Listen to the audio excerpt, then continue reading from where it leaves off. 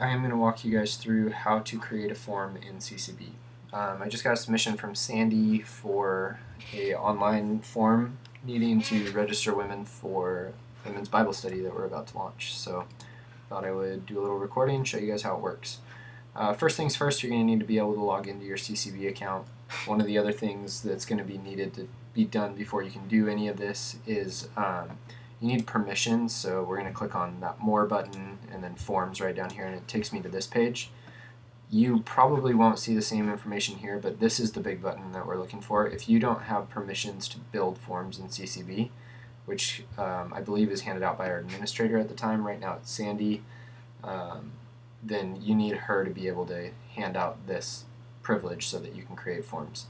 Another detail with this is it is campus driven, so since I can swap between the two campuses a year, I have the ability to create it in both, but one thing to keep in mind is that if you have the ability to create it in Hayden and you're in the Coeur d'Alene campus, this button will go away. So make sure you know which campus you're in. I'm going to go ahead and create a form in here. So I'll do Women's Bible Study Registration. I have a little blurb here, description, and these ones, I'm just going to leave this exactly how it is. I don't want people to require login. This will allow me to just be able to link straight to the form without somebody actually having to log in. If they are logged in, it'll autofill their information, which is great.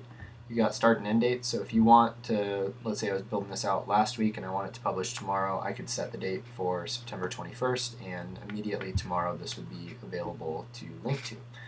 As well as an end date if we have something like a women's retreat, where obviously the retreat is closed registration on a certain day, then I can set it here and it'll close this page down. Some of these other little things, they're pretty simple. If there's payments needed or admin notifications, this one's kind of important. So Sandy's running this. Tessa Holton is as well, so I'm going to do Tessa Holton and Sandy Wild. So basically every single time someone fills out this form, it's going to send a notification to the two of them that somebody filled this out. So that's pretty handy. The rest of the information is all going to be through the field. So what I'm looking for is name, email, city, and then a couple other little things. So first I'm going to do this contact information, just check that box, and we'll do your info. If you need to explain it, there it is, but they've kind of got a bunch of presets. As I check these boxes, things will show up and then required or not. I don't need to do that on anything more than just first name, last name, and email for right now. I need just the city, but it's probably a little ridiculous to ask for the whole mailing address. So I'm just going to handle that in one of these. So I'll drag single line text just right in here and type in what city do you live in? And that's going to be required as well. Pretty much everything here should be required almost. Next is name and ages of children. So I could just do this in a paragraph text, and I'll just do name and ages of children, and maybe I can do an example in this explanation. So example,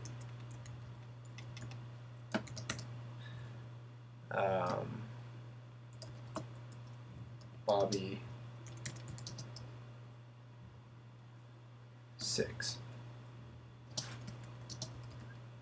So just to kind of give them a framework. You can also do rich text on here, so if I highlight this and then Command B, I can bold it or italic it, do a couple different things to try and kind of style this up a little bit different, make it easier to read. So name and ages of children. I probably don't need to do this as required just in case they don't have kids. Next is going to be name of leader, so we're just going to pull that down. Name of community leader. Just thinking about this, I'm going to say if none, please write none.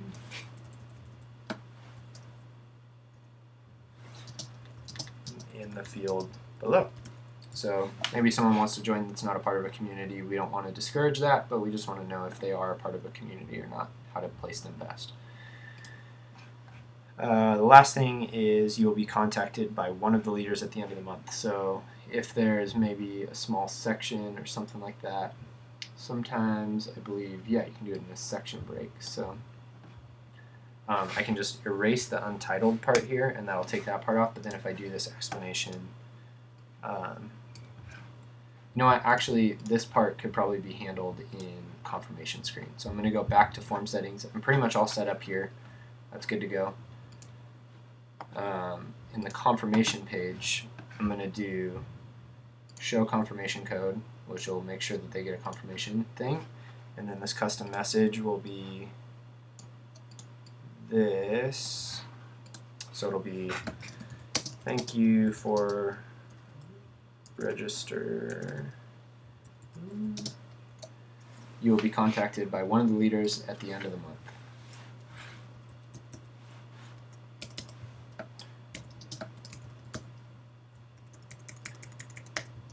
Maybe just blessings. Alright, and then now I'm finished, so I'm going to click I'm done. And you can tell that now it takes us to this screen. So you can see all these things here. This is the screen actually once I'm done with it. I can come back here once it's being filled out and I'll see all the responses coming in. One of the things that I want to give is some of the responsibility for creating this form over. So I'm actually going to go type in Sandy and hand this off to Sandy. So I can remove myself from it and replace Sandy. So she is now the form manager. You can create automations with different process queues and things like that. That can all be added later. But the last thing that I'm going to do to take this live is just hit publish. And once it's published, if I go in this share one right here, I have a couple different links. And this first one is the one that's important. So if I click on that, I'm just going to copy it. So I can either right click, copy, or Command C.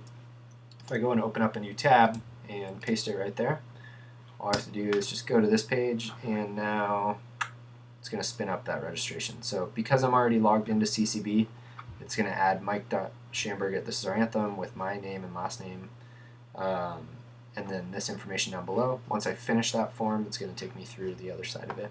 So that's pretty much it. This link would then be handed off, in this instance, to our creative department to be plugged into this page. Like with this form, we're going to add it to the news page here. So, you know, she's going to have a section like this, a little gist going about it, and then it's going to say register here, and when they click on that link, it's going to pull us straight to this page. So that's how you add a form in CCB.